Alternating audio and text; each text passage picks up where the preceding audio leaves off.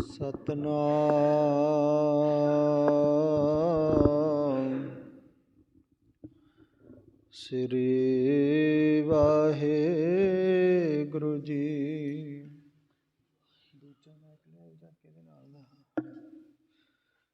ਸਤਨਾਮ ਸ੍ਰੀ ਵਾਹਿਗੁਰੂ ਜੀ। ਬਾਣੀ ਗੁਰੂ ਗੁਰੂ ਹੈ ਬਾਣੀ, ਵਿੱਚ ਬਾਣੀ ਅੰਮ੍ਰਿਤ ਸਾਰੇ।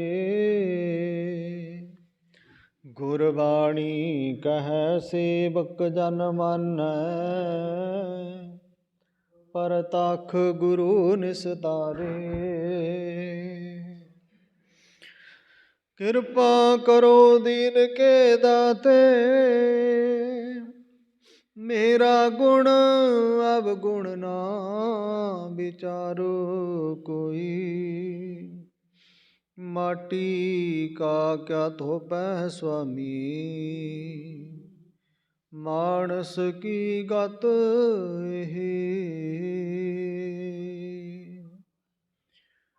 ਜੀਤਾ ਸਮੁੰਦ ਸਾਗਰ ਨੀਰ ਭਰਿਆ, ਤੇਤੇ ਔਗਣ ਹਮਾਰੇ। ਦਇਆ ਕਰੋ ਕਿਛ ਮਿਹਰਿ ਉਪਾਵੋ,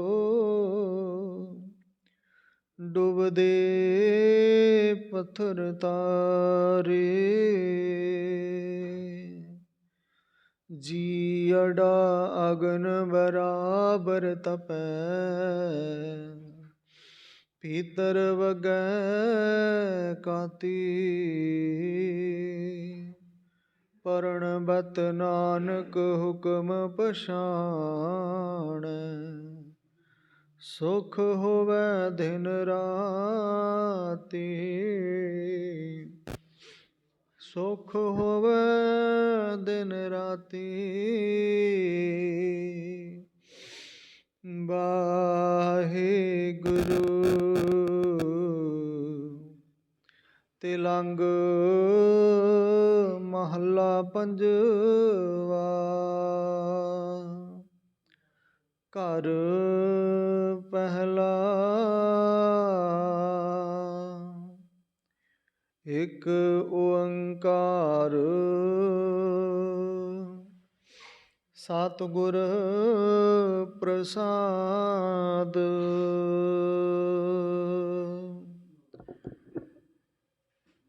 ਖਾਕ ਨੂਰ ਕਰਦਮ ਆਲਮ ਦੁਨੀਆਏ। ਅਸਮਾਨ ਜਿਮੀ ਦਰਖਤ ਆਬ ਪੈਦਾਇਸ਼ ਖੁਦਾਈ। ਖਾਕ ਨੂਰ ਕਰਦਮ ਆਲਮ ਦੁਨੀਆਏ। ਅਸਮਾਨ ਜਿਮੀ ਦਰਖਤ ਆਬ ਪੈਦਾਇਸ਼ ਖੁਦਾਈ। ਬੰਦੇ ਚਸਮ ਦੀਦਮ ਫੈਨਾਏ। ਦੁਨੀਆ ਮੁਰਦਾਰ ਖੁਰਦਨੀ ਗਾਫਲ ਹਵਾਏ। ਰਹਾਉ ਗੈਵਾਨ ਹੈਵਾਨ ਹਰਮ ਕੁਸਤਨੀ ਮੁਰਦਾਰ ਬਖੁਰਾਏ। ਦਿਲ ਕਬਜ ਕਬਜਾ ਕਾਦਰੂ ਦੋਜਕ ਸਜਾਏ। ਬਲੀ ਨਿਆਮਤ ਬਿਰਾਦਰਾ ਦਰਬਾਰ ਮਿਲਕ ਖਾਨਾਏ। ਜਬ ਅਜਰਾਇਲ ਬਸਤਨੀ ਤਬ ਚਿਕਾਰੇ ਵਿਦਾਏ। ਹਵਾਲ ਮਾਲੂਮ ਕਰਦੰ ਪਾਕ ਅਲਹ। ਮੁਘੋ ਨਾਨਕ ਅਰਦਾਸ ਪੀਸ ਦਰਵੇਸ਼ ਬੰਦਾ। ਹਵਾਲ ਮਾਲੂਮ ਕਰਦੰ ਪਾਕ ਅਲਾਹ। ਬੋਗੋ ਨਾਨਕ ਅਰਦਾਸ ਪੇਸ ਦਰਵੇਸ ਬੰਦਾ। ਵਾਹਿਗੁਰੂ ਵਾਹਿਗੁਰੂ ਵਾਹਿਗੁਰੂ ਵਾਹਿਗੁਰੂ। ਧੰਨ ਵਾਹਿਗੁਰੂ ਵਾਹਿਗੁਰੂ। ਧੰਨ ਵਾਹਿਗੁਰੂ। ਵਾਹਿਗੁਰੂ ਜੀ ਪਰਮ ਸਨਮਾਨ ਸਤਿਕਾਰਯੋਗ ਗੁਰੂ ਨਾਨਕ ਨਾਮ ਲੇਵਾ। ਗੁਰੂ ਕੀ ਸਾਜੀ ਨਿਵਾਜੀ। ਗੁਰੂ ਕਾ ਖਾਸ ਰੂਪ ਖਾਲਸਾ ਸਾਧ ਸੰਗਤ ਜੀ। ਵਡਭਾਗੇ ਹੋ ਜੋ ਅੰਮ੍ਰਿਤ ਵੇਲੇ ਦੀ ਸੰਭਾਲਣਾ ਕਰਦੇ ਹੋ। ਗੁਰੂ ਦਰ ਦਰਬਾਰ ਦੀਆਂ ਹਾਜ਼ਰੀਆਂ ਭਰ ਸੇਵਾ ਅਤੇ ਸਿਮਰਨ ਕਰ। ਆਪਣਾ ਮਨੁੱਖਾ ਜੀਵਨ ਸਫਲਾ ਬਣਾਉਣ ਦਾ ਸਫਲ ਯਤਨ ਕਰਦੇ ਹੋ। ਧੰਨ ਧਨਤਾ ਦੇ ਜੋਗ ਚਾਵਰ ਛਤਰ ਤਖਤ ਦੇ ਮਾਲਿਕ। ਸਰਬ ਸਾਂਝੇ ਰਹਿਬਰ ਜਗਤ ਗੁਰੂ ਸ਼ਬਦ ਗੁਰੂ ਗਿਆਨ ਗੁਰੂ। ਆਦਿ ਸ੍ਰੀ ਗੁਰੂ ਗ੍ਰੰਥ ਸਾਹਿਬ ਜੀ ਮਹਾਰਾਜ ਜੀਆਂ ਦਾ ਕੋਟਾਨ ਕੋਟ ਧੰਨਵਾਦ, ਜਿਨ੍ਹਾਂ ਦੀ ਬੇਅੰਤ ਕਿਰਪਾ ਦਾ ਸਦਕਾ ਸਾਨੂੰ ਇਸ ਵਡਮੁੱਲੇ ਸਮੇਂ ਦੀ ਮਹਾਨ ਅਪਾਰ ਬਖਸ਼ਿਸ਼ ਹੋਈ। ਆਓ ਗੁਰੂ ਬਖਸ਼ਿਸ਼ਾਂ ਰਹਿਮਤਾਂ ਦਾ ਲਈਏ ਲਾਹਾ। ਗੁਰੂ ਚਰਨਾਂ ਵਿੱਚ ਅਰਦਾਸ ਬੇਨਤੀ ਕਰੀਏ। ਆਪਣੀ ਹਾਜ਼ਰੀ ਲਵਾਈਏ। ਪ੍ਰੇਮ ਅਤੇ ਸਤਿਕਾਰ ਇਕਾਗਰਤਾ ਦੇ ਨਾਲ ਸਮੁੱਚੇ ਗੁਰੂ ਪਿਆਰ ਵਾਲਿਓ ਸਤਿਗੁਰਾਂ ਦਾ ਧਿਆਨ ਧਰੋ। ਦੋਨੋਂ ਹੱਥ ਜੋੜ ਗੱਜ ਵੱਜ ਕੇ ਆਖੋ ਜੀ ਵਾਹਿਗੁਰੂ ਜੀ ਕਾ ਖਾਲਸਾ ਵਾਹਿਗੁਰੂ ਜੀ ਕੀ ਫਤਿਹ। ਸੋ ਸੰਗਤ ਜੀ, ਸਾਹਿਬ ਸ੍ਰੀ ਗੁਰੂ ਗ੍ਰੰਥ ਸਾਹਿਬ ਜੀ ਮਹਾਰਾਜ ਜੀਆਂ ਦੀ ਬੇਅੰਤ ਕਿਰਪਾ ਹੈ, ਜੋ ਕਿ ਸਾਨੂੰ ਅੰਮ੍ਰਿਤ ਵੇਲੇ ਅੰਮ੍ਰਿਤਮਈ ਬਾਣੀ ਸੁਣਨ ਦਾ ਪੜ੍ਹਨ ਦਾ ਸੁਭਾਗ ਪ੍ਰਾਪਤ ਹੁੰਦਾ ਹੈ। ਉਪਰੰਤ ਆਪ ਜੀ ਗੁਰ ਇਤਿਹਾਸ ਵਿਚਾਰਾਂ ਸਰਵਣ ਕਰਦੇ ਹੋ, ਜਿਹਦੇ ਵਿੱਚੋਂ ਆਪ ਜੀ ਨੇ ਅੱਜ ਪ੍ਰਸੰਗ ਸਰਵਣ ਕੀਤਾ। ਗੁਰੂ ਗੋਬਿੰਦ ਸਿੰਘ ਜੀ ਮਹਾਰਾਜ ਜੀਆਂ ਨੇ ਗੁਰੂ ਗ੍ਰੰਥ ਸਾਹਿਬ ਨੂੰ ਸਾਡਾ ਗੁਰੂ ਬਣਾਉਣਾ, ਕਹਿ ਦੇਣਾ ਸਭ ਸਿੱਖਨ ਕੋ ਹੁਕਮ ਹੈ ਗੁਰੂ ਮਾਨਿਓ ਗ੍ਰੰਥ। ਸਾਨੂੰ ਨੰਦੇੜ ਦੀ ਧਰਤੀ 'ਤੇ ਇਸ ਪਾਵਨ ਪਾਤਸ਼ਾਹ ਦੇ ਲੜ ਲਾ ਕਰਕੇ ਇਹ ਵਚਨ ਕੀਤੇ ਗੁਰੂ ਸਾਹਿਬ ਨੇ ਕਿ ਸਿੱਖੋ, ਆਪ ਜੀ ਨੇ ਸੋਝੀ ਗਿਆਨ ਗੁਰੂ ਗ੍ਰੰਥ ਸਾਹਿਬ ਜੀ ਦੀ ਬਾਣੀ ਨੂੰ ਪੜ੍ਹ ਅਤੇ ਸੁਣ ਕੇ ਪ੍ਰਾਪਤ ਕਰਨਾ ਹੈ। ਜੇ ਕਿਸੇ ਸਿੱਖ ਦੇ ਮਨ ਦੀ ਭਾਵਨਾ ਹੈ ਵੀ ਮੈਂ ਮੇਰੇ ਗੁਰੂ ਦੇ ਦਰਸ਼ਨ ਕਰਨੇ ਨੇ, ਜਾਂ ਕਿਸੇ ਦਾ ਕੋਈ ਕਾਰਜ ਰਾਸ ਨਹੀਂ ਹੁੰਦਾ, ਵਾਰ-ਵਾਰ ਕਾਰਜ ਕਰਦੇ ਆ ਅਸਫਲ ਹੋ ਜਾਂਦਾ ਹੈ, ਤਾਂ ਪੰਜ ਪਿਆਰੇ ਸਾਹਿਬਾਨ ਬਾਣੀ ਦੇ ਧਾਰਨੀ ਹੋਣ, ਜੋ ਕਿ ਰਹਿਤ ਮਰਿਆਦਾ ਵਿੱਚ ਪਰਪੱਕ ਰਹਿਣ ਵਾਲੇ, ਉਹਨਾਂ ਦੇ ਵਿੱਚ ਮੈਨੂੰ ਹਾਜ਼ਰ ਨਾਜ਼ਰ ਜਾਣ ਕੇ ਅਰਦਾਸ ਕਰਨੀ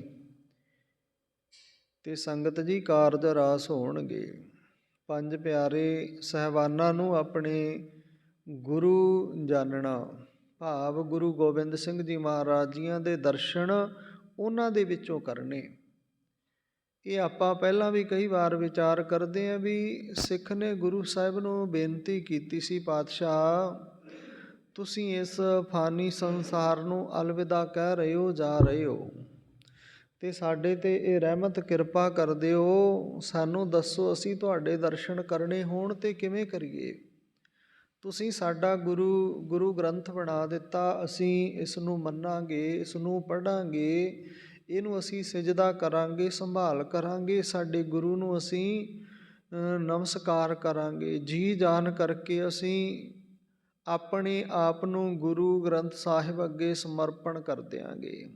ਪਾਤਸ਼ਾਹ ਪਰ ਫਿਰ ਵੀ ਇੱਕ ਘਾਟ ਹੈ, ਉਹ ਰੜਕਦੀ ਰਹਿਣੀ ਹੈ। ਪਾਤਸ਼ਾਹ ਤੁਹਾਡੇ ਦਰਸ਼ਨਾਂ ਬਿਨਾਂ ਤੁਹਾਡੇ ਸਿੱਖਾਂ ਦਾ ਕੀ ਵਜੂਦ, ਕਿਵੇਂ ਉਹਨਾਂ ਨੂੰ ਖੁਸ਼ੀ ਮਿਲੇ। ਕਦੇ ਮਨ ਦਾ ਚਾਅ ਉੱਠਦਾ ਹੈ, ਪਾਤਸ਼ਾਹ ਮੈਂ ਤੁਹਾਡੇ ਦਰਸ਼ਨ ਕਰਨੇ ਨੇ, ਕਿਵੇਂ ਕਰਾਂ।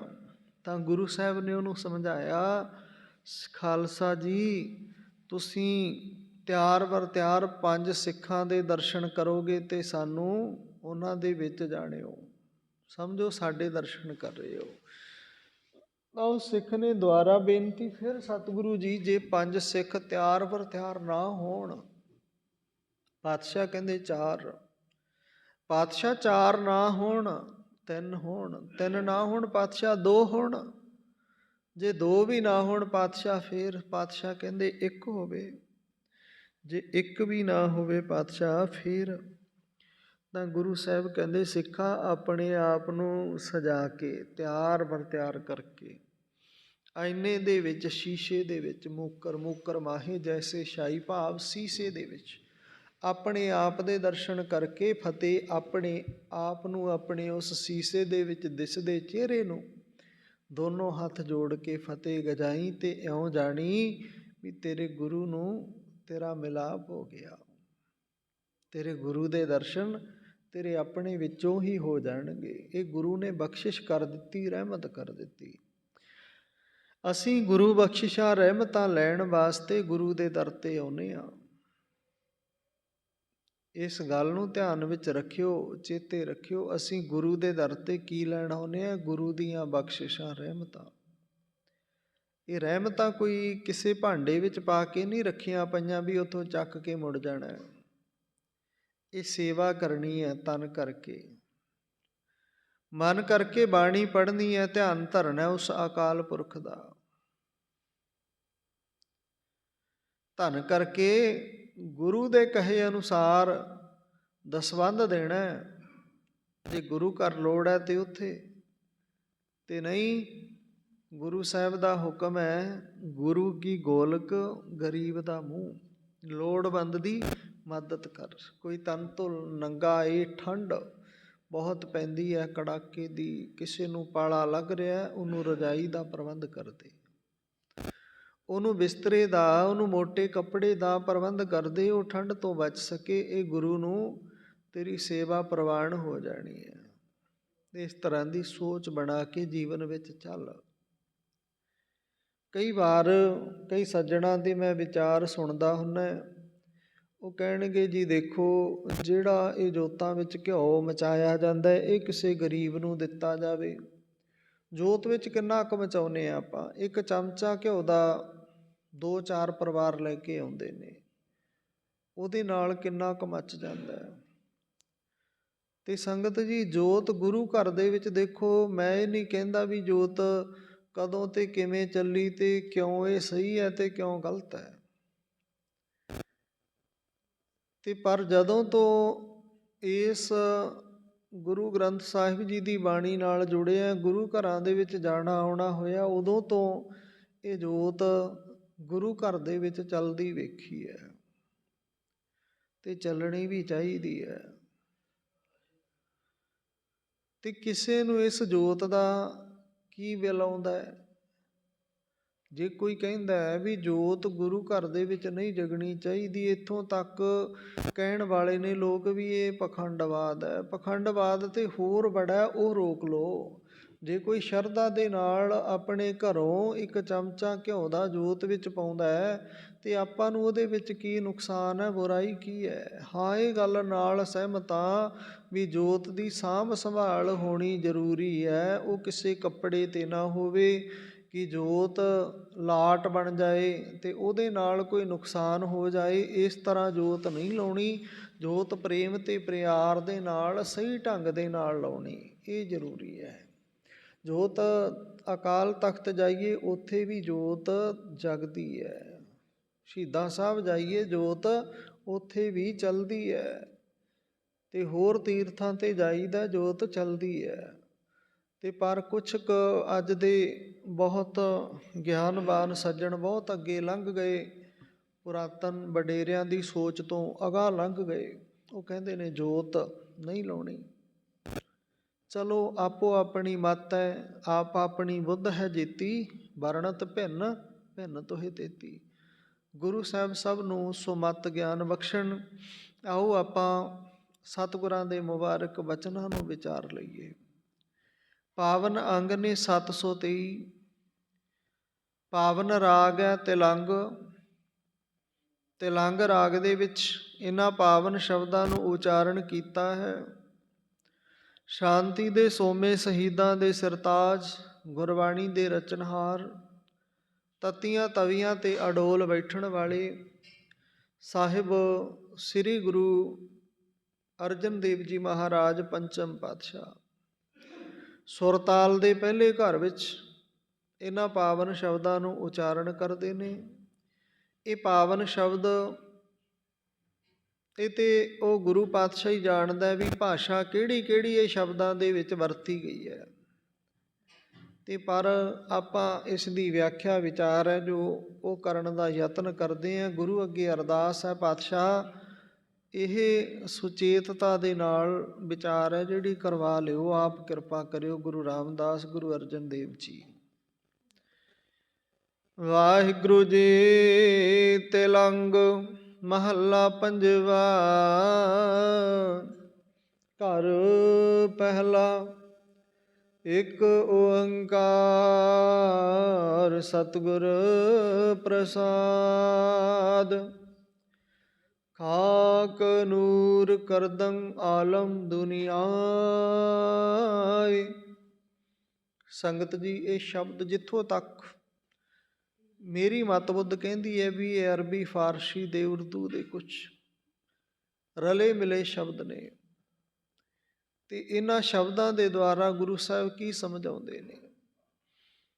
ਤਾਂ ਪਹਿਲਾ ਮੰਗਲ ਚਰਨ ਹੈ। ਇੱਕ ਓੰਕਾਰ, ਉਹ ਪਰਮ ਪਿਤਾ ਪਰਮਾਤਮਾ ਇੱਕ ਸੀ ਹੈ, ਸदैव ਉਸ ਇੱਕ ਨੇ ਰਹਿਣਾ। ਉਸ ਇੱਕ ਦਾ ਉਪਦੇਸ਼ ਕੀ ਹੈ? ਸਤਿਗੁਰ, ਸੱਚੇ ਗੁਰੂ ਦੀ ਸੰਗਤ ਕਰਨੀ, ਪ੍ਰਸਾਦ ਉਸ ਪਰਮਾਤਮਾ ਦੀ ਕਿਰਪਾ ਨੂੰ ਪ੍ਰਾਪਤ ਕਰ ਲੈਣਾ। ਖਾਕ ਨੂਰ ਕਰਦੰ ਆਲਮ ਦੁਨੀਆਏ। ਤਾਂ ਗੁਰੂ ਸਾਹਿਬ ਕਹਿੰਦੇ ਨੇ ਖਾਕ, ਖਾਕ ਤੋਂ ਭਾਵ ਹੁੰਦਾ ਮਿੱਟੀ, ਅਚੇਤਨ। ਨੂਰ ਭਾਵ ਜਿਵੇਂ ਜੋਤੀ, ਆਤਮਾ। ਤਾਂ ਫਿਰ ਕਰਦੰ ਤੋਂ ਭਾਵ ਬਣਾ ਦਿੱਤਾ। ਆਲਮ ਦਾ ਅਰਥ ਹੈ ਜਹਾਨ।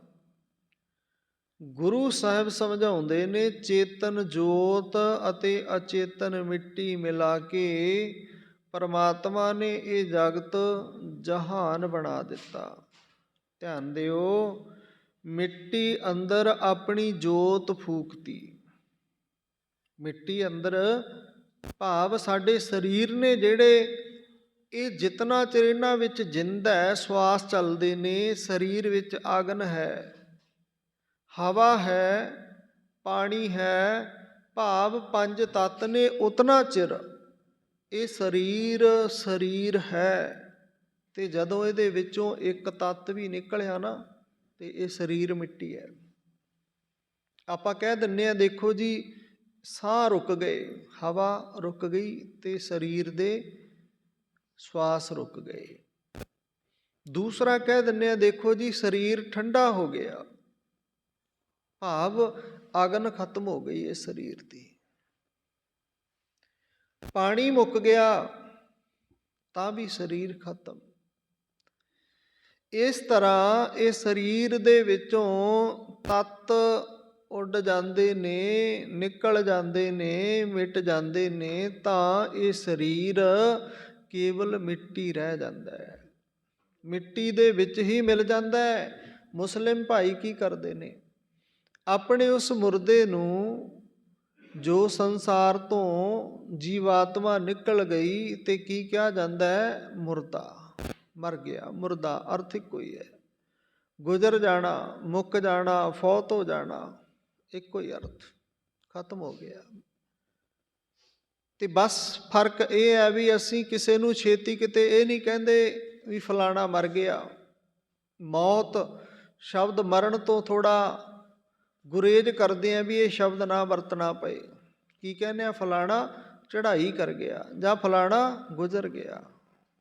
ਮਰ ਗਿਆ ਘੱਟ ਸ਼ਬਦ ਵਰਤਦੇ ਆ, ਤੇ ਮਰ ਗਿਆ ਸ਼ਬਦ ਅਸੀਂ ਆਪਣੇ ਵਿਰੋਧੀਆਂ ਖਾਤਰ ਵੀ ਵਰਤਦੇ ਆ, ਤੇ ਜਾਂ ਫਿਰ ਕੋਈ ਨੇੜੇ ਨਾ ਹੋਵੇ ਉਦੋਂ ਵਰਤਦੇ ਆ ਵੀ ਫਲਾਣਾ ਰੁੜ ਗਿਆ, ਮਰ ਗਿਆ। ਤੇ ਨਹੀਂ ਉਸੇ ਪਰਿਵਾਰ ਵਿੱਚ ਬੈਠੇ ਹੋਈਏ, ਉਹਨਾਂ ਦੇ ਕੋਈ ਨਜ਼ਦੀਕੀ ਕੋਲੇ ਹੋਈਏ, ਤੇ ਗੱਲ ਕੀ ਕਹਿੰਦੇ ਆ ਵੀ ਬੰਦਾ ਤੇ ਵਧੀਆ ਸੀ, ਚਲੋ ਸਮਾਂ ਪੂਰਾ ਕਰ ਗਿਆ ਜੀ, ਗੁਜ਼ਰ ਗਿਆ।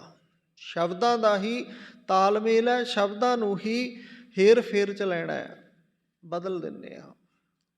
ਤੇ ਜਦੋਂ ਇਹ ਸਰੀਰ ਵਿੱਚੋਂ ਜਿੰਦ ਨਿਕਲ ਗਈ, ਉਡਾਰੀ ਮਾਰ ਗਈ, ਇਹ ਸਰੀਰ ਮਿੱਟੀ ਹੋ ਜਾਂਦਾ, ਉਹ ਕਬਰ ਖੋਦਦੇ ਨੇ। ਤੇ ਇੱਥੇ ਇੱਕ ਗੱਲ ਹੋਰ ਧਿਆਨ ਵਿੱਚ ਰੱਖਿਓ, ਇਹ ਮੁਸਲਮਾਨਾਂ ਦਾ ਇੱਕ ਰਿਵਾਜ ਸੀ, ਆਪਣੇ ਜਿਹੜਾ ਸੰਸਾਰ ਵਿੱਚੋਂ ਗੁਜ਼ਰ ਗਿਆ, ਭਾਵੇਂ ਉਹ ਔਰਤ ਹੈ ਜਾਂ ਪੁਰਸ਼ ਹੈ, ਉਹਦੇ ਬਰਾਬਰ ਇੱਕ ਕਾਨਾ ਰੱਖ ਦਿੰਦੇ ਆ। ਤੇ ਉਹਦੇ ਵਿੱਚ ਕੀ ਹੁੰਦਾ? ਕਾਨਾ ਰੱਖਣ ਦਾ ਕਾਰਨ ਕੀ ਹੈ? ਅਸੀਂ ਵੀ ਰੱਖੀ ਜਾਂਦੇ ਹਾਂ, ਨਾਲੇ ਸਾਨੂੰ ਉਹਦੀ ਲੋੜ ਨਹੀਂ। ਉਹਦਾ ਅਰਥ ਇਹ ਹੈ ਵੀ ਜਦੋਂ ਜਿਹੜਾ ਸ਼ਮਸ਼ਾਨ ਭੂਮੀ ਵਿੱਚ ਬੰਦਾ ਰੱਖਿਆ ਗਿਆ ਨਾ, ਉਹਦੀ ਕਬਰ ਪੱਟੇਗਾ, ਉਹ ਕਾਨਾ ਚੱਕ ਕੇ ਲੈ ਜਾਏਗਾ, ਕਿਸੇ ਨੂੰ ਨਹੀਂ ਪੁੱਛੇਗਾ ਵੀ ਇਹ ਕਿੰਨੀ ਲੰਬਾਈ ਚੌੜਾਈ ਦੀ ਕਬਰ ਪੱਟਣੀ ਆ। ਉੱਥੇ ਇਸ ਤਰ੍ਹਾਂ ਦੀਆਂ ਗੱਲਾਂ ਕਰਨ ਦਾ ਟਾਈਮ ਨਹੀਂ ਹੁੰਦਾ। ਉਹਨੇ ਚੁੱਪ ਕਰਕੇ ਰਾਤ ਨੂੰ ਕੋਈ ਗੁਜ਼ਰਿਆ, ਕਾਨਾ ਤੋੜ ਕੇ ਉਹਦੇ ਨਾਲ ਰੱਖ ਦਿੱਤਾ, ਉਹਦੇ ਬਰਾਬਰ ਦਾ ਨਾਪ ਦਾ ਵੀ ਇਤਨਾ।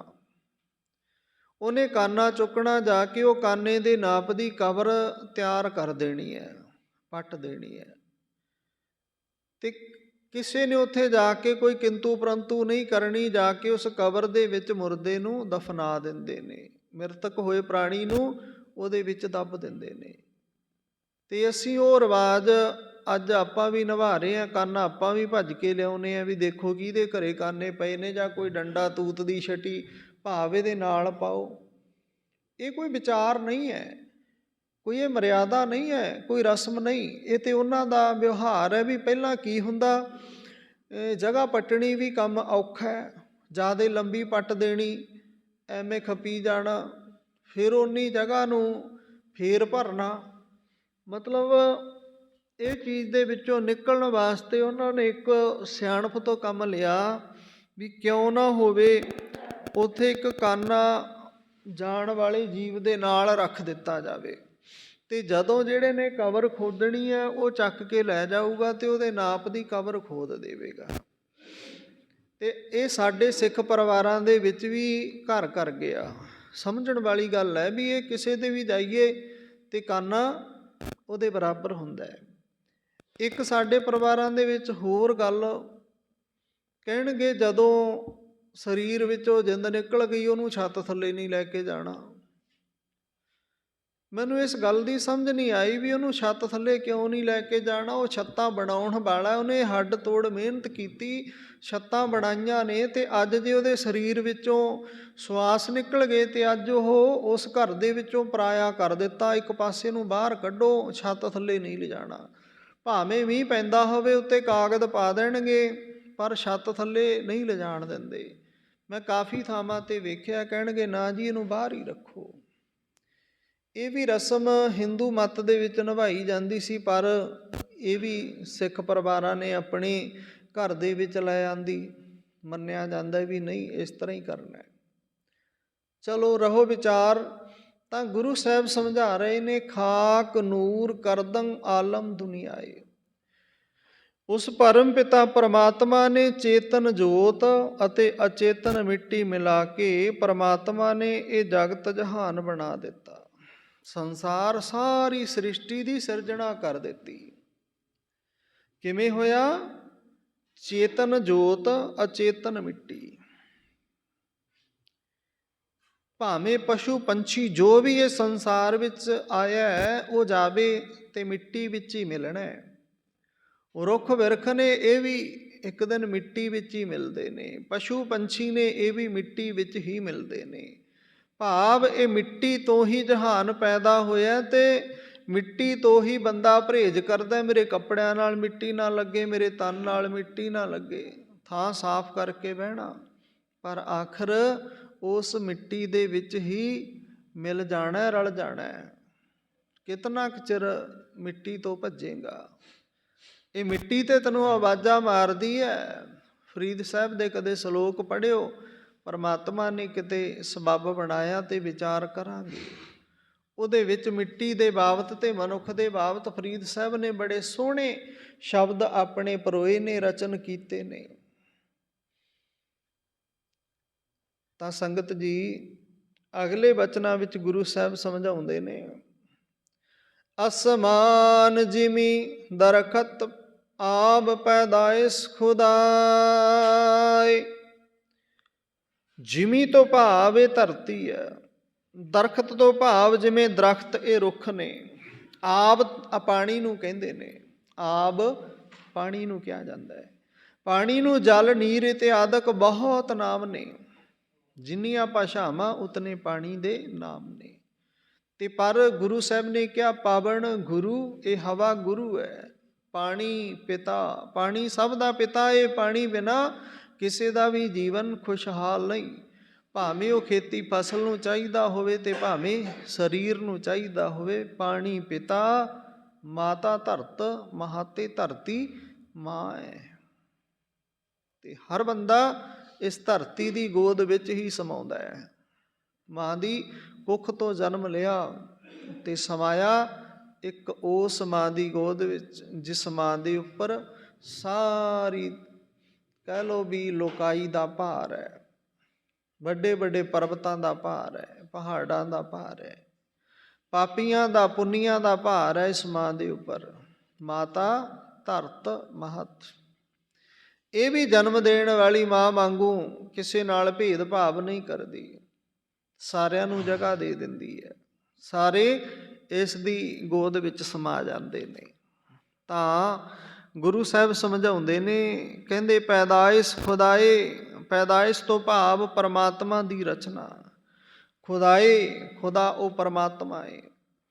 ਤਾਂ ਕੀ ਹੈ, ਅਸਮਾਨ, ਧਰਤੀ, ਰੁੱਖ, ਪਾਣੀ ਆਦਿਕ ਇਹ ਸਭ ਕੁਝ ਪਰਮਾਤਮਾ ਦੀ ਰਚਨਾ ਹੈ। ਬੰਦੇ ਚਸਮ ਦੀਦੰ ਫਨਾਏ।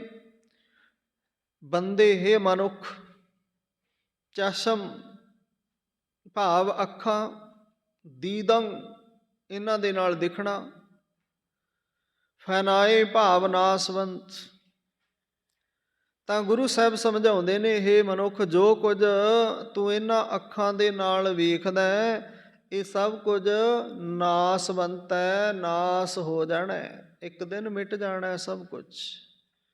ਇਹ ਅੱਖਾਂ ਦੇ ਨਾਲ ਬੜਾ ਕੁਝ ਵੇਖਦਾ ਹੈ, ਇਹ ਸਭ ਕੁਝ ਮਿਟ ਜਾਣਾ ਹੈ। ਜਿਹੜਾ ਅੱਜ ਅਸੀਂ ਬਚਪਨਾ ਵੇਖ ਰਹੇ ਹਾਂ, ਇਹ ਕੱਲ੍ਹ ਨੂੰ ਇਹ ਅੱਖਾਂ ਵੇਖਦੀਆਂ ਨੇ, ਇਹਨੇ ਜਵਾਨੀ ਵਿੱਚ ਬਦਲ ਜਾਣਾ ਹੈ। ਜੋ ਅੱਜ ਇਹ ਜਵਾਨੀ ਦਿਖ ਰਹੀ ਹੈ, ਇਹ ਕੱਲ੍ਹ ਬੁਢੇਪੇ ਵਿੱਚ ਬਦਲ ਜਾਣੀ ਹੈ। ਇਹ ਬੁਢੇਪਾ ਜੋ ਵੇਖ ਰਿਹਾ ਹੈ, ਇੱਕ ਦਿਨ ਖਤਮ ਹੋ ਜਾਣਾ ਹੈ। ਇਹ ਪਰਮਾਤਮਾ ਦੀ ਅਦੁੱਤੀ ਖੇਡ ਹੈ। ਇਸ ਖੇਡ ਦੇ ਵਿੱਚ ਹਰ ਕੋਈ ਆ ਰਿਹਾ, ਜਾ ਰਿਹਾ, ਸਮਾ ਰਿਹਾ। ਇੱਕ ਮਾਂ ਜਨਮ ਦੇ ਦਿੰਦੀ ਹੈ, ਦੂਸਰੀ ਮਾਂ ਫਿਰ ਆਪਣੀ ਗੋਦ ਵਿੱਚ ਲੈ ਲੈਂਦੀ ਹੈ। ਜਨਮ ਦਿੰਦੀ ਮਾਂ ਸਰੀਰ ਜਿੰਦ ਦੇ ਰੂਪ ਵਿੱਚ ਉਹਦੇ ਅੰਦਰ ਸਵਾਸ ਚੱਲਦੇ ਨੇ, ਉਹਨੇ ਜਨਮ ਦੇ ਦਿੱਤਾ। ਇੱਕ ਮਾਂ ਸਾਰੇ ਜਗਤ ਦਾ ਭਾਰ ਚੱਕੀ ਬੈਠੀ ਹੈ। ਉਹ ਮਾਂ ਜਵਾਨੀ ਵਿੱਚ ਵੀ ਮੌਤ ਆਈ ਤਾਂ ਵੀ ਆਪਣੀ ਕਾਲਜੇ ਨਾਲ ਲਾ ਲੈਂਦੀ ਹੈ, ਤੇ ਬੁਢੇਪੇ ਵਿੱਚ ਮੌਤ ਆਈ ਤਾਂ ਵੀ ਉਹ ਮਾਂ ਧਰਤ ਆਪਣੇ ਸੀਨੇ ਤੇ ਜਗ੍ਹਾ ਦੇ ਦਿੰਦੀ ਹੈ। ਆਪਣੇ ਸੀਨੇ ਤੇ ਹਲ ਚਲਵਾ ਕੇ, ਆਪਣੇ ਸੀਨੇ ਤੇ ਗਹਿਰੇ ਡੂੰਘੇ ਹਲ ਵਾਹੁੰਦੇ ਹੈ ਪੁੱਤ ਉਸ ਮਾਂ ਦੇ। ਤੇ ਉਸ ਮਾਂ ਦੇ ਵਿੱਚੋਂ ਖਾਣ ਵਾਸਤੇ ਅੰਨ ਕੱਢਦੇ ਨੇ। ਆਪਣੇ ਪਰਿਵਾਰ ਨੂੰ ਪਾਲਣ ਵਾਸਤੇ ਉਸ ਮਾਂ ਦੀ ਹਿੱਕ ਨੂੰ ਵਾਹ ਕੇ ਚੀਰ ਕੇ ਉਹਦੇ ਵਿੱਚੋਂ ਅੰਨ ਉਗਾਉਂਦੇ ਨੇ। ਉਹ ਅੰਨ ਖਾਧਾ ਵੀ ਜਾਂਦਾ ਤੇ ਉਸੇ ਅੰਨ ਦੇ ਵਿੱਚੋਂ ਧਨ ਵੀ ਕੱਢਦੇ ਨੇ। ਕਿਉਂ? ਉਹ ਅੰਨ ਜੋ ਬੀਜਿਆ, ਜੋ ਵੀ ਬੀਜਿਆ ਉਹ ਵੇਚਣਾ ਹੈ, ਵੇਚ ਕੇ ਧਨ ਆਉਣਾ। ਤੇ ਉਹ ਮਾਂ ਕਦੇ ਕੁਝ ਮੰਗਦੀ ਹੈ ਵੀ ਮੈਨੂੰ ਕੁਝ ਦੇ? ਜੇ ਉਹ ਮਾਂ ਨੂੰ ਅਸੀਂ ਦੇ ਰਹੇ ਹਾਂ ਤਾਂ ਕੀ ਜ਼ਹਿਰ, ਤਰ੍ਹਾਂ ਤਰ੍ਹਾਂ ਦੀਆਂ ਦਵਾਈਆਂ ਦੇ ਰੂਪ ਵਿੱਚ? ਕਿਤਨਾ ਕੁ ਚਿਰ ਉਹ ਮਾਂ ਸਹਿਨ ਕਰੇਗੀ? ਇੱਕ ਦਿਨ ਉਹ ਮਾਂ ਦੇਣਾ ਬੰਦ ਕਰ ਦੇਗੀ। ਰਹੋ ਵਿਚਾਰ। ਗੁਰੂ ਸਾਹਿਬ ਅੱਗੇ ਸਮਝਾਉਂਦੇ ਨੇ, ਜੋ ਕੁਝ ਤੂੰ ਦੇਖਦਾ ਇਹ ਸਭ ਕੁਝ ਨਾਸਵੰਤ ਹੈ। ਦੁਨੀਆ ਮੁਰਦਾਰ ਖੁਰਦਨੀ ਗਾਫਲ ਹਵਾਈ ਰਹਾਉ। ਮੁਰਦਾਰ ਜਿਵੇਂ ਗੁਰੂ ਸਾਹਿਬ ਕਹਿੰਦੇ ਨੇ ਹਰਾਮ। ਮੁਰਦਾਰ ਖਾਣਾ ਗਲੇ ਹੋਏ ਪਸ਼ੂ ਦਾ ਮਾਸ ਖਾਣ ਦੇ ਬਰਾਬਰ ਹੈ, ਉਹਨੂੰ ਕਹਿੰਦੇ ਨੇ ਮੁਰਦਾਰ। ਗੁਰ ਪੀਰ ਹਾਮਾ ਤਾਂ ਭਰੈ, ਜਾ ਮੁਰਦਾਰ ਨਾ ਖਾਏ। ਜੇ ਤੂੰ ਕਿਸੇ ਗੁਰੂ ਪੀਰ ਨੂੰ ਮੰਨਦਾ ਏ, ਤੇਰੀ ਹਾਮੀ ਉਹਨੇ ਤਾਂ ਭਰਨੀ ਹੈ ਜੇ ਤੂੰ ਮੁਰਦਾਰ ਹਰਾਮ ਨਹੀਂ ਖਾਂਦਾ। ਜੇ ਤੂੰ ਖਾਨਾ ਏ, ਕਿਸੇ ਦਾ ਹੱਕ ਮਾਰਦਾ ਹੈ, ਤੇ ਤੂੰ ਜਿਵੇਂ ਗਲੇ ਹੋਏ ਪਸ਼ੂ ਦਾ ਮਾਸ ਖਾਣਾ, ਵਿੱਚ ਸੁੰਡ ਕੀੜੇ ਪਏ ਹੋਏ ਨੇ, ਇਸ ਤਰ੍ਹਾਂ ਦਾ ਖਾਣਾ ਤੇ ਉਹ ਮੁਰਦਾਰ ਹੈ। ਮੁਰਦਾਰ ਹਰਾਮ ਖਾਣਾ ਮੁਰਦਾਰ ਖਾਣ ਦੇ ਬਰਾਬਰ ਹੈ। ਤਾਂ ਗੁਰੂ ਸਾਹਿਬ ਸਮਝਾਉਂਦੇ ਨੇ, ਖੁਰਦਨੀ ਕੋਈ ਖਾਣ ਵਾਲੀ ਸ਼ੈ ਹੈ। ਦੇਖੋ ਇਹਦੇ ਬਾਬਤ ਮੈਨੂੰ ਗਿਆਨ ਨਹੀਂ। ਗਾਫਲ ਜਿਵੇਂ ਭੁੱਲ ਜਾਣਾ। ਹਵਾਏ ਹਿਰਸ ਜਿਵੇਂ ਲਾਲਚ, ਬੰਦੇ ਦਾ ਲੋਭ, ਲਾਲਚ। ਤੇ ਗੁਰੂ ਸਾਹਿਬ ਸਮਝਾਉਂਦੇ ਨੇ, ਪਰ ਦੁਨੀਆ ਮਾਇਆ ਦੇ ਲਾਲਚ ਵਿੱਚ ਪਰਮਾਤਮਾ ਵੱਲੋਂ ਭੁੱਲੀ ਹੋਈ ਹੈ। ਹਰਾਮ ਖਾਂਦੀ ਹੈ, ਪਰਾਇਆ ਹੱਕ ਖੋਹਦੀ ਰਹਿੰਦੀ ਹੈ। ਹੱਕ ਪੁਰਾਇਆ ਨਾਨਕਾ ਉਸ ਸੂਅਰ ਉਸ ਗਾਏ। ਗੁਰ ਪੀਰ ਹਾਮਾ ਤਾਂ ਭਰੈ, ਜਾ ਮੁਰਦਾਰ ਨਾ ਖਾਏ। ਤਾਂ ਇਹ ਦੁਨੀਆ ਕਿਸੇ ਨਾ ਕਿਸੇ ਢੰਗ ਨਾਲ ਕਿਸੇ ਨਾ ਕਿਸੇ ਦਾ ਹੱਕ ਖਾਂਦੀ ਰਹਿੰਦੀ ਹੈ। ਇਹ ਦੁਨੀਆ, ਕੋਈ ਇਹ ਨਾ ਸੋਚੇ ਵੀ ਮੈਂ ਨਹੀਂ। ਇਹ ਦੁਨੀਆ, ਇਹ ਜਗਤ, ਬ੍ਰਹਿਮੰਡ, ਉਹਦੇ ਵਿੱਚ ਸਿੱਖ ਧਰਮ ਦੇ ਵੀ ਆਗੂ ਅਖਵਾਉਣ ਵਾਲੇ ਨੇ ਤੇ ਦੂਸਰੇ ਧਰਮਾਂ ਦੇ ਵੀ ਇਸੇ ਤਰ੍ਹਾਂ ਹੀ ਨੇ। ਜਿਹਦੇ ਬਾਬਤ ਗੁਰੂ ਨਾਨਕ ਦੇਵ ਜੀ ਮਹਾਰਾਜ ਨੇ ਕਾਜੀ ਨੂੰ ਕਿਹਾ, ਤੂੰ ਕਾਜੀ ਹੈ ਤੇ ਹੱਕ ਸੱਚ ਦੇ ਨਾਲ ਜੀਵਨ ਜਿਉਂ, ਲੋਕਾਂ ਨੂੰ ਸੱਚ ਦਾ ਮਾਰਗ ਦਿਖਾ। ਸੱਚ ਨੂੰ ਸਾਰੇ ਕਬੂਲ ਨਹੀਂ ਕਰਦੇ ਹੁੰਦੇ, ਕਈ ਇਹਦੀ ਵਿਰੋਧਤਾ ਵੀ ਕਰਦੇ ਆ। ਜਿਹਦੇ ਵਿੱਚ ਕੋਈ ਕਮੀ ਹੈ, ਔਗਣ ਹੈ, ਉਹ ਆਪਣੇ ਔਗਣ ਨੂੰ ਨਾ ਸੁਧਾਰਦਾ ਹੋਇਆ ਉਹ ਸੱਚ ਬੋਲਣ ਵਾਲੇ ਦੀ ਵਿਰੋਧਤਾ ਕਰੇਗਾ, ਉਹਨੂੰ ਚੰਗਾ ਨਹੀਂ ਲੱਗੇਗਾ ਸੱਚ। ਤੇ ਗੁਰੂ ਸਾਹਿਬ ਸਮਝਾ ਰਹੇ ਨੇ, ਰਹਾਉ ਦੇ ਵਿਸਰਾਮ ਤੋਂ ਬਾਅਦ, ਗੈਵਾਨ ਹੈਵਾਨ ਹਰਾਮ ਕੁਸ਼ਤਨੀ ਮੁਰਦਾਰ ਬਖੁਰਾਏ। ਗੈਵਾਨ ਤੋਂ ਭਾਵ ਗਵਾਨ ਨਾ ਦਿਸਣ ਵਾਲੇ, ਜਿਵੇਂ ਭੂਤ ਪ੍ਰੇਤ, ਇਹਨਾਂ ਨੂੰ ਗਵਾਨ ਕਹਿੰਦੇ ਨੇ। ਗੈਵਾਨ। ਹੈਵਾਨ ਤੋਂ ਭਾਵ ਜਿਵੇਂ ਪਸ਼ੂ। ਕੁਸ਼ਤਨੀ ਮਾਰਨ ਵਾਲੀ।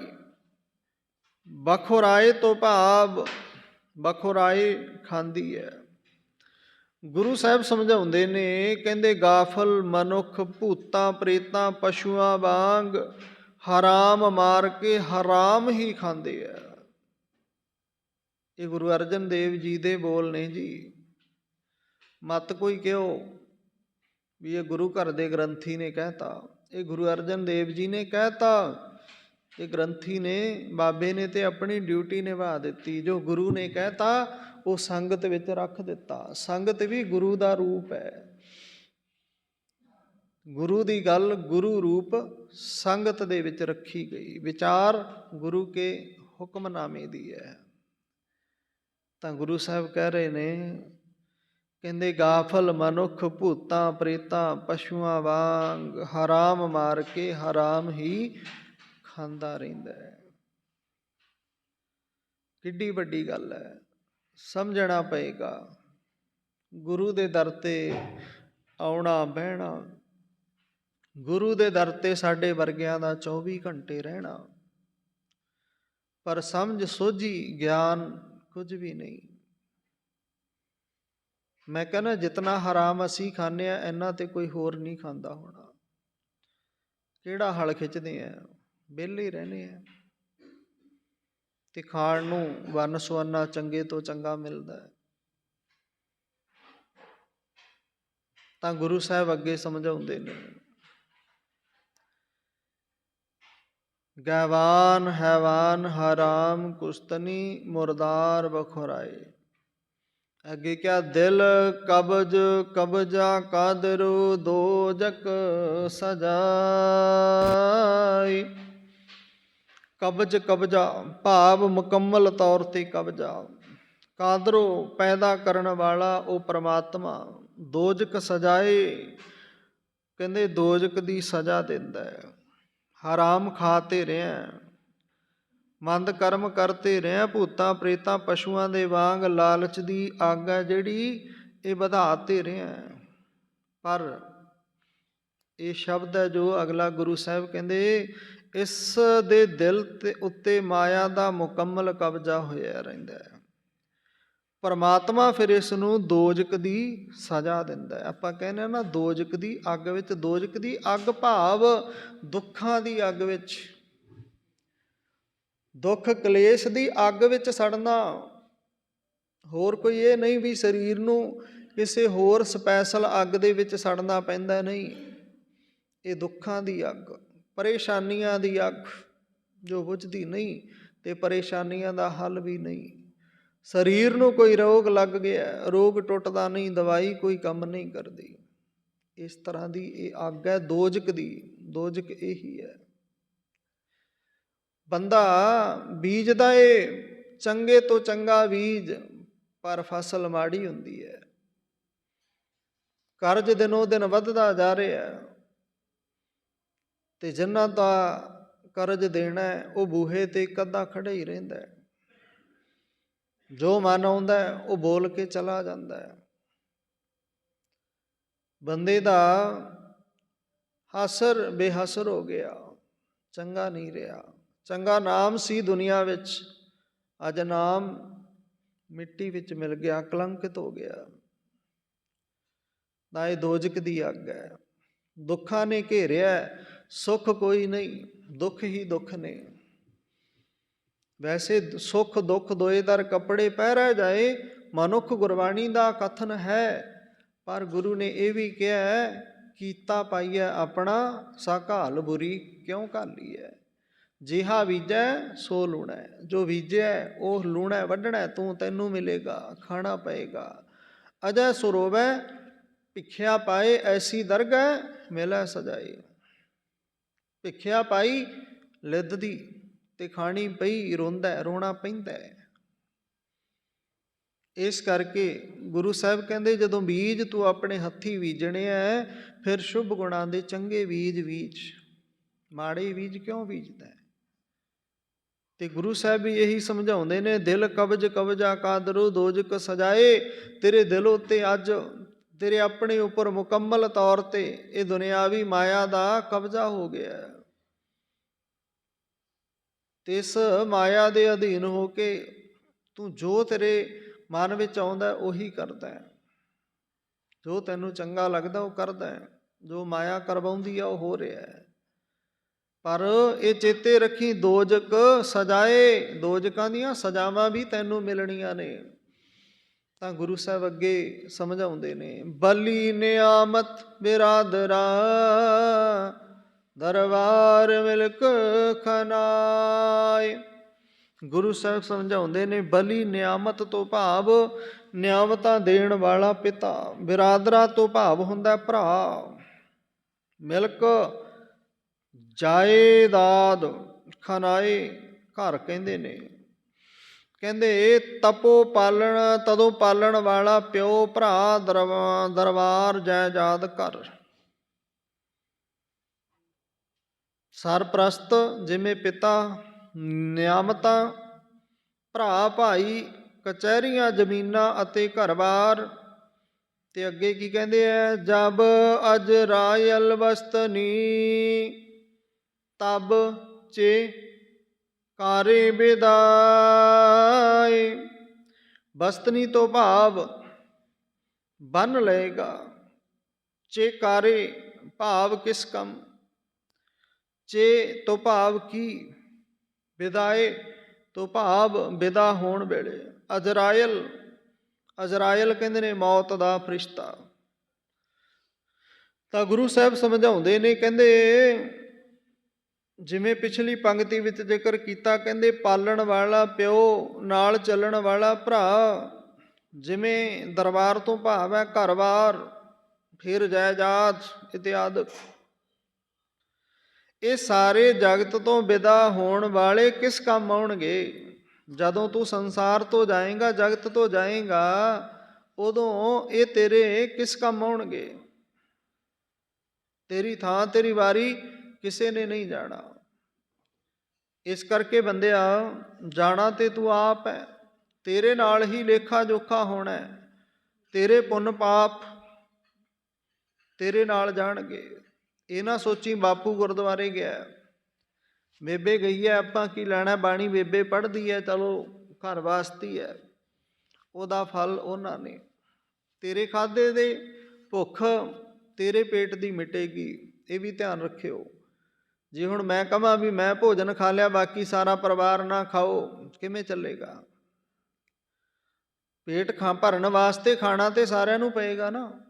ਪਿਆਸ ਮੈਨੂੰ ਲੱਗੀ ਹੈ ਤੇ ਦੂਸਰਾ ਪਰਿਵਾਰ ਪਾਣੀ ਪੀ ਲਏ, ਮੇਰੀ ਪਿਆਸ ਮਿਟੇਗੀ ਨਹੀਂ, ਪਾਣੀ ਮੈਨੂੰ ਪੀਣਾ ਪੈਣਾ। ਇਸੇ ਤਰ੍ਹਾਂ ਇਹ ਜਗਤ ਵਿੱਚ ਪਰਮਾਤਮਾ ਦੀ ਯਾਦ, ਬੰਦਗੀ, ਆਪਣੀ ਰੂਹ ਆਤਮਾ ਦੇ ਭਲੇ ਵਾਸਤੇ ਆਪ ਨੂੰ ਉਹਦਾ ਸਿਮਰਨ, ਸੇਵਾ ਕਰਨਾ ਪੈਣਾ। ਤਾਂ ਗੁਰੂ ਸਾਹਿਬ ਸਮਝਾਉਂਦੇ ਨੇ, ਕਹਿੰਦੇ ਭਾਈ ਇਹ ਫਿਰ ਸਾਰਾ ਕੁਛ ਜਦੋਂ ਮੌਤ ਦਾ ਫਰਿਸ਼ਤਾ ਆ ਕੇ ਬੰਨ੍ਹ ਲੈਂਦਾ ਹੈ, ਉਦੋਂ ਸਭ ਕੁਝ ਪਰਾਇਆ ਹੋ ਜਾਂਦਾ। ਇਹ ਘਰ-ਬਾਰ, ਭੈਣ ਭਰਾ, ਰਿਸ਼ਤੇਦਾਰ, ਸਾਕ ਸੰਬੰਧੀ ਸਭ ਪਰਾਏ ਨੇ। ਉਦੋਂ ਇਹ ਵੀ ਸੰਸਾਰ ਦੀ ਰੀਤ ਹੈ, ਮਰਿਆਦਾ ਨਹੀਂ ਕਹਿ ਸਕਦੇ ਆਪਾਂ, ਰੀਤ ਹੈ। ਰੀਤ ਬਣ ਜਾਂਦੀ ਹੈ, ਟੁੱਟ ਵੀ ਜਾਂਦੀ ਹੈ। ਮਰਿਆਦਾ ਹਮੇਸ਼ਾ ਮਰਿਆਦਾ ਰਹਿੰਦੀ ਹੈ, ਨਿਭਾਉਣੀ ਪੈਂਦੀ ਹੈ। ਰੀਤ ਹੈ, ਜਦੋਂ ਸਰੀਰ ਵਿੱਚੋਂ ਜਿੰਦ ਨਿਕਲ ਗਈ, ਸਰੀਰ ਠੰਡਾ ਹੋ ਗਿਆ, ਤੱਤਾਂ 'ਚ ਤੱਤ ਜਾ ਮਿਲੇ, ਉਦੋਂ ਤੈਨੂੰ ਛੱਤ ਦੇ ਥੱਲੇ ਕਿਸੇ ਨੇ ਨਹੀਂ ਰੱਖਣਾ, ਮੰਜਾ ਬਾਹਰ ਕੱਢ ਦੇਣਾ। ਇੱਕ ਗੱਲ। ਦੂਸਰਾ, ਪਹਿਲਾਂ ਤੇਰੀਆਂ ਜੇਬਾਂ ਫਰੋਲੀਆਂ ਜਾਣੀਆਂ, ਤੇਰੇ ਪਾਇਆ ਹੋਇਆ ਸੋਨਾ ਇਤਿਆਦਿਕ ਉਹ ਵੀ ਲਾਹ ਲੈਣਾ। ਤੇਰੇ ਕੀ ਕੰਮ ਦਾ? ਤੈਨੂੰ ਜਾਣ ਵੇਲੇ ਕੱਪੜਾ ਕੱਫਣ ਵੀ ਇਸ ਤਰ੍ਹਾਂ ਦਾ ਬਣਾ ਕੇ ਦੇਣਾ, ਜਿਹਦੇ ਕਾਲਰ ਵੀ ਨਹੀਂ ਹੋਣੇ, ਜਿਹਦੇ ਜੇਬ ਵੀ ਨਹੀਂ ਹੋਣੀ, ਜਿਹਦੇ ਬਟਨ ਵੀ ਨਹੀਂ ਹੋਣੇ। ਫਿਰ ਸਭ ਕੁਝ ਕਮਾਇਆ, ਬੜਾ ਕੁਝ ਕੀਤਾ। ਤੇ ਇੱਕ ਹੋਰ, ਮੈਂ ਤੇ ਉਸ ਨੂੰ ਵਧੀਆ ਨਹੀਂ ਮੰਨਦਾ। ਕਦੇ ਇਸ ਗੱਲ ਦਾ ਬਹੁਤ ਵੱਡਾ ਡੂੰਘਾ ਅਰਥ ਸੀ, ਪਰ ਅੱਜ ਇਹ ਰੀਤ ਬਣ ਕੇ ਰਹਿ ਗਿਆ। ਕੋਈ ਮੇਰੀ ਭੈਣ, ਮੇਰੀ ਮਾਤਾ ਚੜ੍ਹਾਈ ਕਰਦੀ ਹੈ ਨਾ, ਸਾਰੀ ਉਮਰ ਉਹ ਆਪਣੇ ਪਰਿਵਾਰ ਨੂੰ, ਬੱਚਿਆਂ ਨੂੰ ਜਨਮ ਦਿੰਦੀ ਹੈ, ਦੂਸਰਾ ਘਰ ਆ ਕੇ ਸੰਭਾਲਦੀ ਹੈ। ਉਹ ਘਰ ਵਿੱਚ ਵੀ ਬਗਾਨੀ, ਤੇ ਜਦੋਂ ਪੇਕੇ ਘਰ ਰਹੀ ਉਦੋਂ ਵੀ ਬਗਾਨੀ। ਇਹ ਤੇ ਬਗਾਨਾ ਧਨ ਹੈ, ਗਾਂਹ ਤੋਰ ਦੇਣਾ। ਗਾਂਹ ਜਦੋਂ ਆਪਣੇ ਘਰ ਆ ਜਾਂਦੀ ਹੈ, ਉਦੋਂ ਫਿਰ ਕਹਿ ਦਿੰਦੇ ਆ ਬਗਾਨੀ ਧੀ ਹੈ, ਪਤਾ ਨਹੀਂ ਭਾਈ ਕਿਵੇਂ ਇਹਦੀ ਰਹੂਗੀ। ਤੇ ਫਿਰ ਜਦੋਂ ਉਹਦੇ ਸਰੀਰ ਵਿੱਚੋਂ ਜਿੰਦ ਨਿਕਲਦੀ ਹੈ, ਉਹਨੂੰ ਵੀ ਮੌਤ ਆਉਂਦੀ ਹੈ ਨਾ, ਤੇ ਉਦੋਂ ਫਿਰ ਉਹਦੇ ਜਿਹੜੇ ਤਨ ਦੇ ਕੱਪੜੇ ਨੇ, ਉਹ ਪੇਕਿਆਂ ਵਾਲੇ ਪਾਸਿਓਂ ਉਡੀਕੇ ਜਾਂਦੇ ਨੇ, ਕਹਿਣਗੇ ਨਹੀਂ ਉਹ ਆਉਣਗੇ ਤੇ ਕੱਪੜੇ ਲੈ ਕੇ ਫਿਰ ਨਿਭਾਵਾਂਗੇ। ਦੇਖੋ, ਸਾਰੀ ਉਮਰ ਉਹਨੇ ਆਪਣੇ ਪਰਿਵਾਰ ਵਿੱਚ ਗਾਲੀ, ਦੁੱਖ ਸੁੱਖ ਸਾਰੇ ਉਹਨੇ ਨਾਲ ਸਹੇ, ਘਰ ਜੋੜਿਆ, ਬੰਨਿਆ, ਸਭ ਕੁਛ ਕੀਤਾ, ਪਰ ਅੰਤ ਦੇ ਜਿਹੜੇ ਕੱਪੜੇ ਨੇ ਉਹ ਇਹਦੇ ਪੇਕੇ ਲੈ ਕੇ ਆਉਣਗੇ, ਉਹ ਪਾਵਾਂਗੇ। ਪੇਕਿਆਂ ਦੇ ਵਿੱਚ ਹੈ ਕੋਈ ਮਾਂ ਬਾਪ ਨਹੀਂ ਰਹੇ, ਕਿਉਂ? ਆਪ ਉਮਰ ਵੱਡੀ ਹੋ ਗਈ ਤੇ ਉਹ ਕਿੱਥੋਂ ਰਹੇ। ਭਰਾ ਨਹੀਂ ਰਹੇ, ਭਤੀਜੇ ਭਤੀਜ ਨੋਹਾ ਕਦੋਂ ਆਉਣਗੇ? ਪਰ ਉਡੀਕ ਉੱਧਰੋਂ ਹੈ। ਕੀ ਇਹ ਰੀਤ ਨੂੰ ਅਸੀਂ ਤੋੜ ਨਹੀਂ ਸਕਦੇ? ਆਪਣੇ ਮਾਂ-ਬਾਪ ਨੂੰ ਅਸੀਂ ਸੋਹਣੇ ਕੱਪੜੇ ਅੰਤ ਸਮੇਂ ਨਹੀਂ ਦੇ ਸਕਦੇ? ਕਿਉਂ ਇਹਨਾਂ ਰੀਤਾਂ ਦੇ ਵਿੱਚ ਆਪਣੇ ਆਪ ਨੂੰ ਬੰਨ੍ਹ ਕੇ ਰੱਖਿਆ ਹੋਇਆ? ਦੇਖੋ, ਗੁਰਮਤਿ ਦੇ ਵਿੱਚ ਤੇ ਇਹ ਰੀਤ ਹੈ ਨਹੀਂ, ਤੇ ਪਰ ਇਹ ਬ੍ਰਾਹਮਣਵਾਦੀ ਰੀਤ ਹੈ ਜਿਹਨੂੰ ਹਰ ਕੋਈ ਨਿਭਾ ਰਿਹਾ ਹੈ। ਗੁਰਮਤਿ ਨੂੰ ਬਹੁਤ ਘੱਟ ਸਮਝਿਆ ਜਾਂਦਾ ਹੈ, ਬਹੁਤ ਘੱਟ ਗੁਰਮਤਿ ਨੂੰ ਜਗ੍ਹਾ ਦਿੱਤੀ ਜਾਂਦੀ ਹੈ। ਪਿੰਡ ਭਰਾਉਣੇ, ਪਾਣੀ ਡੋਲਣਾ, ਘੜੀ ਭੰਨਣੀ, ਭਾਵ ਇਸ ਤਰ੍ਹਾਂ ਦੇ ਇਤਿਆਦਿਕ ਬਹੁਤ ਸਾਰੇ ਕੰਮ ਹੈ ਜੋ ਸਾਡੇ ਨਹੀਂ। ਤੇ ਜੇ ਗੁਰੂ ਘਰੋਂ ਇਹਨਾਂ ਗੱਲਾਂ ਦੀ ਵਿਚਾਰ ਹੀ ਨਹੀਂ ਹੋਏਗੀ ਤਾਂ ਫਿਰ ਸੁਧਾਰ ਕਿਵੇਂ ਹੋਏਗਾ? ਕਿਵੇਂ ਪਤਾ ਲੱਗੇਗਾ ਵੀ ਗੁਰਮਤਿ ਕੀ ਹੈ? ਤਾਂ ਗੁਰੂ ਸਾਹਿਬ ਸਮਝਾ ਰਹੇ ਨੇ, ਜਬ ਅਜਰਾਇਲ ਵਸਤਨੀ ਤਬ ਚੇਕਾਰੇ ਖੁਦਾਏ। ਜਬ ਅਜਰਾਇਲ, ਇਹ ਸਾਰੇ ਜਗਤ ਤੋਂ ਵਿਦਾ ਹੋਣ ਵੇਲੇ ਕਿਸੇ ਕੰਮ ਨਹੀਂ, ਜਦੋਂ ਮੌਤ ਦਾ ਫਰਿਸ਼ਤਾ ਆ ਕੇ ਤੈਨੂੰ ਬੰਨ੍ਹ ਲਏਗਾ। ਹਵਾਲ ਮਾਲੂਮ ਕਰਦੰ ਪਾਕ ਅਲਾ। ਪਾਕ ਅਲਾ ਤੋਂ ਭਾਵ ਪਵਿੱਤਰ ਪਰਮਾਤਮਾ। ਅਲਾਹ ਉਹ ਪਰਮਾਤਮਾ ਹੀ ਹੈ। ਹਵਾਲ ਮਾਲੂਮ ਕਰਦੰ, ਤੇਰੇ ਦਿਲ ਦਾ ਹਾਲ ਉਹ ਜਾਣਦਾ ਹੈ। ਤੂੰ ਅੰਦਰੋਂ ਕੀ ਹੈ, ਬਾਹਰੋਂ ਕੀ ਹੈ। ਮੂੰਹ ਮੈਂ ਰਾਮ ਰਾਮ ਬਗਲ ਮੈਂ ਛੁਰੀ, ਕਿਸ ਤਰ੍ਹਾਂ ਦਾ ਜੀਵਨ ਹੈ। ਦੇਖਣ ਵਿੱਚ ਤੇ ਸੰਤ ਲੱਗਦਾ ਹੈ, ਪਰ ਬਗਲ ਕੱਛ ਵਿੱਚ ਛੁਰੀ ਲਈ ਫਿਰਦਾ ਹੈ। ਪਤਾ ਨਹੀਂ ਕਦੋਂ ਕੀ ਤੇ ਬਾਹਰ ਕਰ ਦੇਵੇਂ, ਕੋਈ ਭਰੋਸਾ ਨਹੀਂ। ਇਹ ਸਭ ਕੁਝ ਗੁਰੂ ਪਰਮਾਤਮਾ ਜਾਣਦਾ ਹੈ। ਤਾਂ ਗੁਰੂ ਸਾਹਿਬ ਕਹਿੰਦੇ, ਪਵਿੱਤਰ ਪਰਮਾਤਮਾ ਤੇਰੇ ਦਿਲ ਦਾ ਸਾਰਾ ਹੀ ਹਾਲ ਜਾਣਦਾ, ਤੂੰ ਚੰਗਾ ਹੈ ਕਿ ਮਾੜਾ ਹੈ। ਕਹਿਣ ਦੀ ਲੋੜ ਨਹੀਂ ਵੀ ਮੈਂ ਚੰਗਾ, ਮੈਂ ਪੁੰਨੀ ਹਾਂ, ਇਹ ਉਹ ਜਾਣਦਾ ਹੈ। ਮੁਗੋ ਨਾਨਕ ਅਰਦਾਸ ਪੇਸ ਦਰਵੇਸ਼ ਬੰਦਾ। ਮੁਗੋ ਤੋਂ ਭਾਵ ਆਖ ਬੋਲ, ਪੇਸ਼ ਭਾਵ ਸਾਹਮਣੇ ਪੇਸ਼ ਹੋ। ਪੇਸ਼ ਦਰਵੇਸ਼ ਬੰਦਾ, ਗੁਰੂ ਸਾਹਿਬ ਕਹਿੰਦੇ ਨੇ ਦਰਵੇਸ਼ ਬੰਦਿਆਂ ਦੇ ਅੱਗੇ।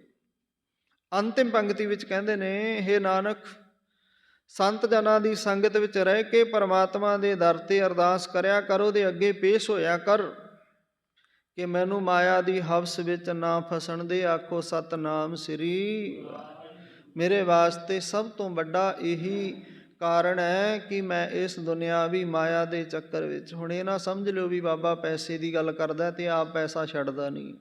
ਪੈਸਾ ਗੁਜ਼ਾਰਨ ਵਾਸਤੇ ਹੈ, ਸਭ ਨੂੰ ਚਾਹੀਦਾ, ਮੈਨੂੰ ਵੀ ਚਾਹੀਦਾ। ਡਾਕਟਰ ਮੈਨੂੰ ਵੀ ਦਵਾਈ ਪੈਸੇ ਨਾਲ ਹੀ ਦਿੰਦੇ ਹੈ। ਮੇਰੇ ਵੀ ਘਰ ਵਿੱਚ ਚਾਹ ਚੀਨੀ ਪੈਸੇ ਨਾਲ ਹੀ ਆਉਂਦੀ ਹੈ, ਕੱਪੜਾ ਪੈਸੇ ਨਾਲ ਹੀ ਮਿਲਦਾ ਹੈ, ਰਾਹਦਾਰੀ ਪੈਸੇ ਨਾਲ ਹੀ ਹੈ, ਸਭ ਨੂੰ ਚਾਹੀਦਾ ਹੈ। ਪਰ ਇਸ ਪੈਸੇ ਦੇ ਪਿੱਛੇ ਦੌੜ ਲਾ ਲੈਣੀ, ਪਰਮਾਤਮਾ ਦਾ ਸਿਮਰਨ ਛੱਡ ਦੇਣਾ, ਗੁਰੂ ਦੇ ਰਾਹ ਤੋਂ ਦੱਸੇ ਮਾਰਗ ਤੋਂ ਭਟਕ ਜਾਣਾ, ਉਦੋਂ ਜੀਵਨ ਖਤਰੇ ਵਿੱਚ ਹੈ, ਉਦੋਂ ਜੀਵਨ ਦੀ ਬੇੜੀ ਖਤਰੇ ਵਿੱਚ ਹੈ। ਤੇ ਸੰਗਤ ਜੀ ਆਓ, ਅਰਦਾਸ ਬੇਨਤੀ ਦਾ ਸਮਾਂ। ਹੋਈਆਂ ਬੇਅੰਤ ਭੁੱਲਾਂ ਚੁੱਕਾਂ ਦੀ ਖਿਮਾ। ਬਾਣੀ ਪੜ੍ਹਦਿਆਂ, ਬਾਣੀ ਵਿਚਾਰਦਿਆਂ ਦੂਰ ਦਰਾਡੇ ਸੰਗਤ ਸੁਣਦੀ ਹੈ, ਤੇ ਮੈਂ ਹੋਈਆਂ ਭੁੱਲਾਂ ਦੀ ਆਪ ਸਭ ਸੰਗਤ ਤੋਂ ਮਾਫੀ ਮੰਗਦਾ। ਗੁਰੂ ਕਿਰਪਾ ਕਰੇ, ਸੋ ਮੱਤ ਬਖਸ਼ੇ ਸਾਨੂੰ ਸਾਰਿਆਂ ਨੂੰ। ਬਾਣੀ ਪੜ੍ਹਨ ਸੁਣਨ ਦਾ ਬਲ ਉਦਮ ਬਖਸ਼ ਕੇ ਨਦਰੀ ਨਦਰ ਨਿਹਾਲ ਕਰੇ। ਵਾਹਿਗੁਰੂ।